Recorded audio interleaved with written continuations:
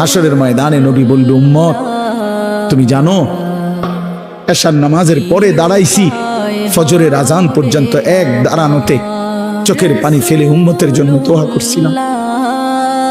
আল্লাহ রসুলের স্ত্রী আম্মা জান আয়েশা বলছেন, নবী এই পরিমাণ কাঁদছে, এতটা লম্বা দাঁড়ায় ছিল উম্মতের জন্য, হাত্তা তাওয়াররামাত কাদামাহু, দুইটা পাও ফুলে ফুলে গেছে। আল্লাহ নবী বলবেন, উম্মত আমি 23 বছর কাঁদছি রে, প্রতিটা রাত কেঁদেছি, দিন কেঁদেছি।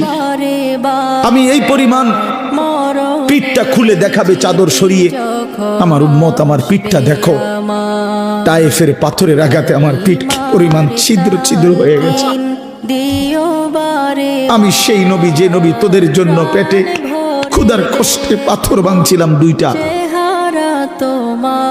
চুল বড় করছে সামনে, নিজে ইচ্ছা করে এই ডিজাইন বানাইছেন, আবার নিজেই একটু পর পর এটারে পিছনের দিকে ঠেলে।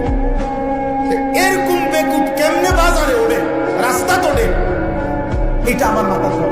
আরে তোর মতো আহাম্মক, তোর মতো বেউকুফ আর কে হইতে পারে বেটা? তুই নিজে বাড়াইলি, আমারে বলেন তুমি নিজেই বাড়াইলা চুলটা, তো তুমি আবার পিছে ঠেলো কা? আর পিছে ঠেললে সামনে বাড়াইলা কা? কথা বলেন, তোমার ভাত রান্ধে কে? তোমার সাইল জোশ হয় কেন? আমি বুঝি তোমার ভাত রান্ধে কে? তুমি বেকুবের ভাত রান্ধে কে? এটা কিটা রাখলা? তুমি নিজেই চুল বাড়াইলা, আবার নিজে এটা ধাক্কাও কা?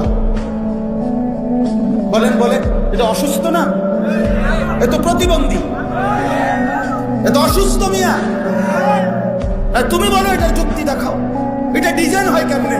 তোমার একটা আকামের মধ্যে ধরাই দিছে, কোন কাম নাই, তোমার হাত এটারে কাজে লাগাই দিছে, এটারে শুধু পিছের দিকে তুমি একবারে কষ্ট করে তাই না দইরা সুপার গ্লু লাগাই দিলেই তার এটা আগে না শুরু।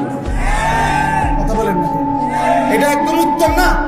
তাহলে আমার এই পদ্ধতি প্রয়োগ করে দিই, তাহলে নতুন আরো ডিজাইন। আজকে যারা এশার নামাজ পড়ো নাই, কেন পড়লা না? এই হাইওয়ান, পড়লা না কেন? এই হারামি, পড়লা না কেন? সারাদিন এক ওয়াক্ত নামাজ পড়ো নাই যে, তোমার চাইতে নিকৃষ্ট মানুষ, নির্লজ্জ মানুষ আর কে হইতে পারে?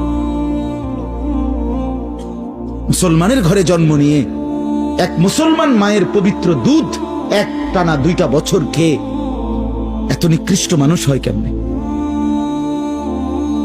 এত নিকৃষ্ট মুসলমান হয় কেমনে? এত সভ্য মুসলমানের রক্ত এত বেদামি হবে কেন? অনুভূতি এভাবে মরে যাবে কেন?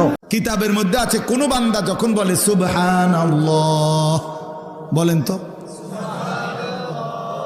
আবার বলেন তো, আল্লাহ বলে এটার অর্থ হলো, হে আল্লাহ আমি আপনার পবিত্রতা বর্ণনা করিতেছি। এই সুবহানাল্লাহ অর্থ।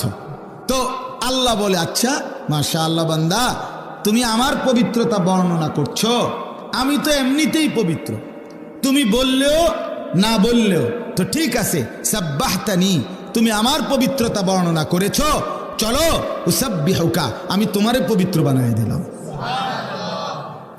আলহামদুলিল্লাহ বলেন তো। আল্লাহকে আমি বললাম, আল্লাহ আমি আপনার প্রশংসা করছি। আল্লাহ বলেন, তুমি আমার প্রশংসা করলা,